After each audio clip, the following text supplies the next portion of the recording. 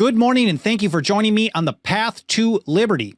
This is the Fast Friday edition of the show for March 20th, 2020.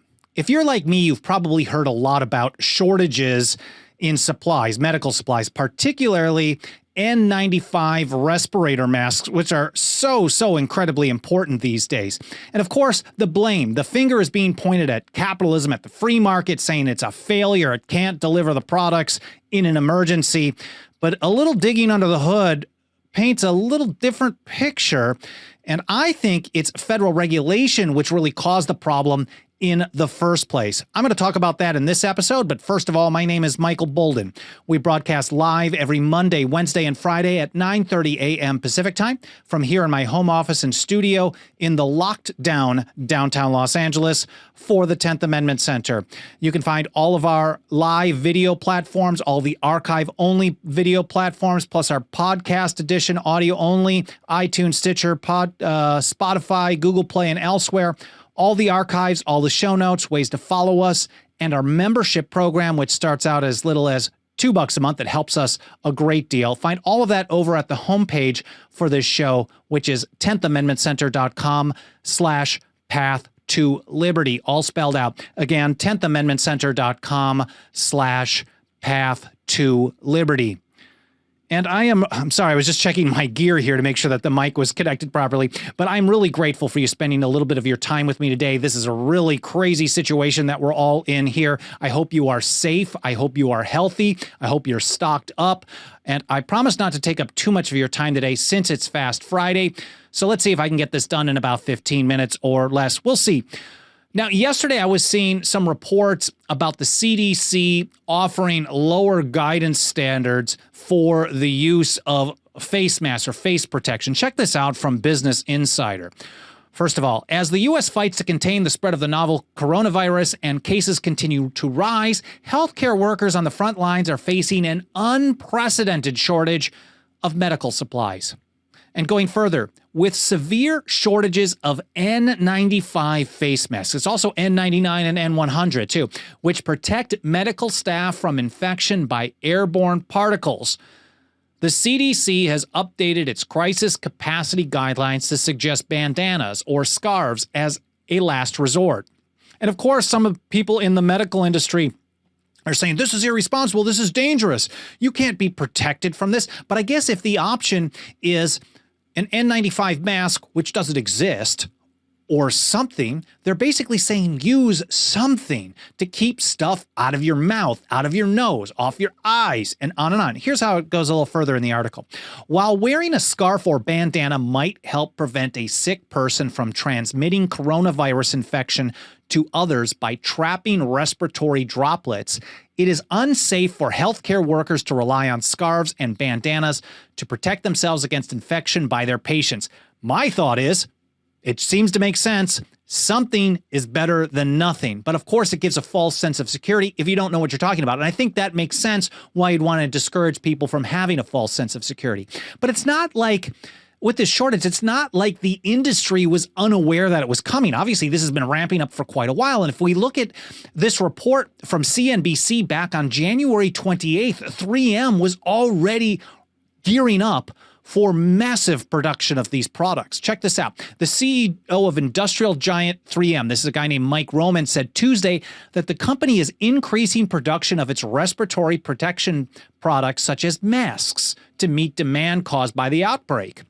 He said it this way, we are ramping to full production.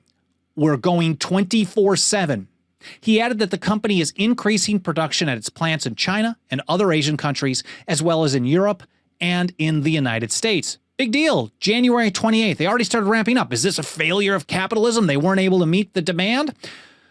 Another article following up on February 28th, also at CNBC, specifically talking about N95 respirator production from 3M. They're not the only ones. There's also Honeywell and I believe Kimberly-Clark are the big ones. of the American companies. He says this article says to fill the surge in demand for the devices, particularly the N95 respirator, 3M is ramping up production, which means hosting job fairs, making offers on the spot, and expanding its assembly line with robots. This is what the market is going to do. They're going to hire more people. They're going to work more hours. They're open 24/7. They're going to go to automation where they can.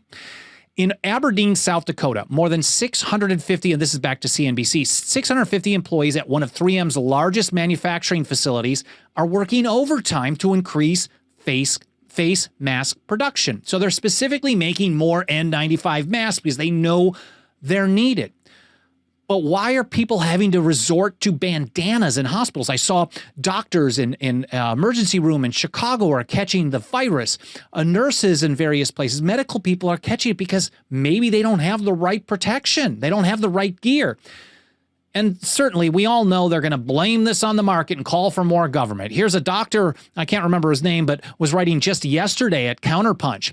He says this, the U.S. has had months to prepare for this pandemic, as if no one was doing anything, ignoring the fact that 3M, for example, has been ramping up production, at least in all of their facilities. So he says from the outset, there should have been a mass mobilization of mask production, ventilation production, and PPE production. That's protective personal equipment. And then this is the kicker. But capitalism is showing it is incapable of mobilizing adequately. So all that work that 3M's been doing, they're just incapable of providing the product that's needed. And 3M specifically said that demand is outpacing even their current production capacity, but I don't think they're saying that it's impossible to get the stuff to people. And they're also going out of their way, and maybe it's a PR thing, to not raise prices. Maybe raising prices would allow them to meet the demand faster, but I'm sure with a lot of the economic ignorance, it's probably a better PR move that they're keeping prices or really low on this when they're available. Check this out in the New York Times a little earlier. This was maybe a week or so ago.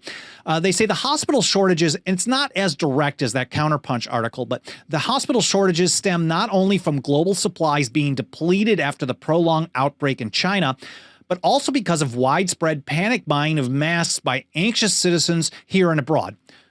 So the short version, and it's not direct saying just a failure of the market, but saying that demand, they can't keep up. It's not possible. So the call, of course, is for government to come in and save everybody. Government's going to fix things. But I was listening to one of these daily White House briefings yesterday, and there was a question from CNN to the president. Caitlin Collins asked him this. On coronavirus, speaking of shortage of supplies, the CDC has put out guidelines for hospitals that are dealing with a shortage of masks to use them beyond their shelf life. Reuse them. They're one use only. Reuse them instead of getting new ones. And so they're saying like bleach them, wash them out. It's still better than nothing. And that makes sense. In a situation where you have nothing, you got to use something, at least get 10% protection rather than 0. And in a worst case scenario, she goes on, use a bandana instead of a mask. How is that acceptable at all? Well, the president punted over to Mike Pence, the VP, who's kind of running point on this. And he said he was happy to respond. He says, I can't emphasize enough the incredible process that was made with the passage of the legislation last night. That was Wednesday night. The president had me go to Minnesota to meet with 3M that manufactures these N95 masks a few weeks ago. And we learned of their production at that facility, just in the one facility, of 35 million masks a month. That's a lot of masks. It isn't enough, but it's a lot. But check this out. This is where the light bulb went off in my head. What's going on? Why is there a shortage if they're working 24/7? Is it capitalism sucks and they can't get the job done? 3M wasn't able to foresee that there was going to be demand, even though they did foresee it. Here's what Pence said. Less than 5 million of those 35 were qualified to be sold to hospitals. So the president worked with Republican and Democrat leadership. We've extended liability protection, so now all the industrial masks that are manufactured as N95s are now available at hospitals, and we're seeing a dramatic increase in production. Short version, there is a federal regulation on the books that says, well, there's two different types. There's an industrial N95 and there's a medical N95. The FDA regulates the medical, and the something LRB or whatever board regulates industrial. They're both rated for 95% or 95.9% of 0.3 microns to deal with particles. But if you have an industrial mask, you can't sell it to a hospital setting, even if they're desperate and people are dying and they need something. It's against the law. It's against the regulations. And there's all kinds of weird liability issues because people can sue a hospital or a business if they're using an industrial product for a medical setting, even if it's rated at the same level. Now, mind you, there are some differences to them, and I'm going to get to that in just a moment. But check this out. This is the bill, H.R. 6201, that was signed on Wednesday night, the Families First Coronavirus Response Act. There's a short paragraph on the White House statements, whitehouse.gov, but it doesn't say anything about the protective equipment at all. So I looked up what was going on.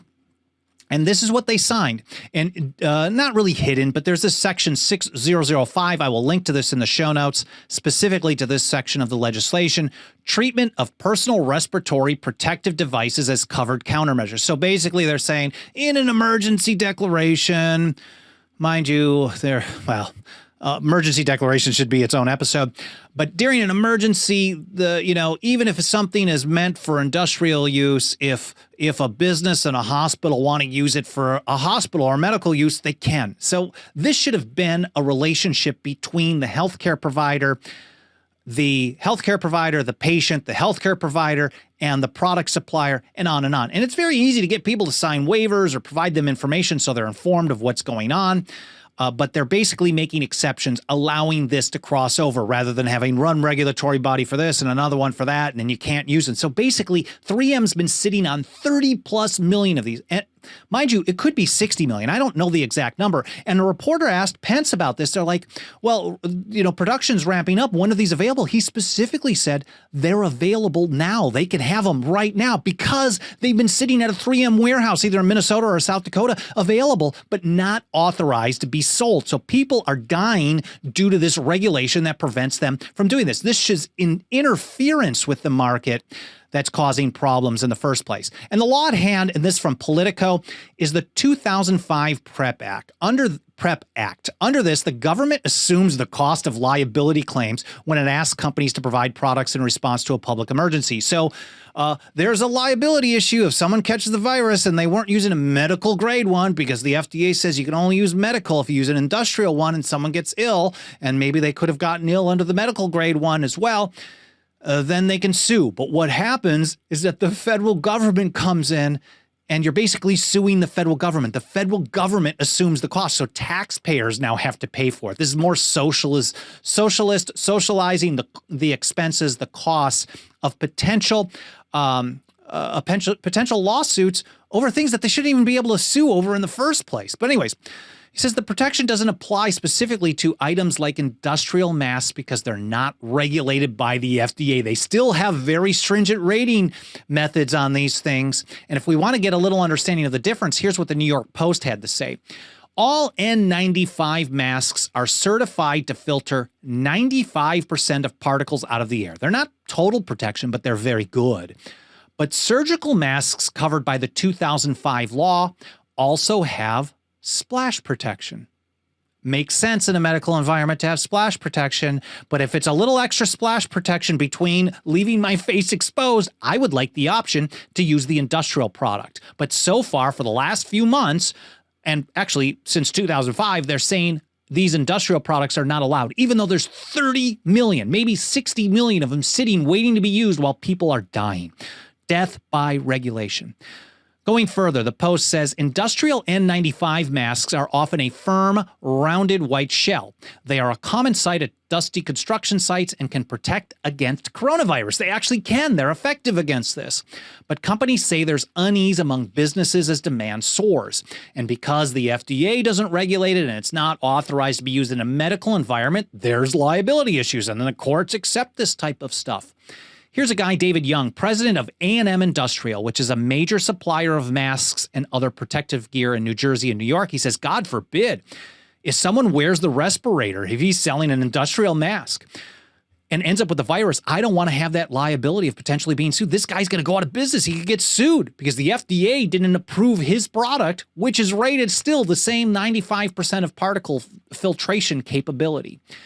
And even further, if you are using an FDA-approved one for medical situations, they're very clear. I don't know how they're getting sued unless, obviously, in a free society, businesses can get sued for malpractice if they make false claims. But even here on the FDA.gov website, they're talking about this N95. Check this out. The N95 designation means that when subjected to careful testing, the respirator blocks at least 95% of very small, that's 0.3 micron, test particles.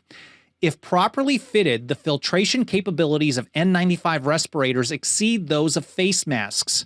However, even a properly fitted N95 respirator does not completely eliminate the risk of illness or death. So you could use an N95 FDA-approved medical version, and it's not going to completely eliminate the risk of illness or death, and it blocks out 95%.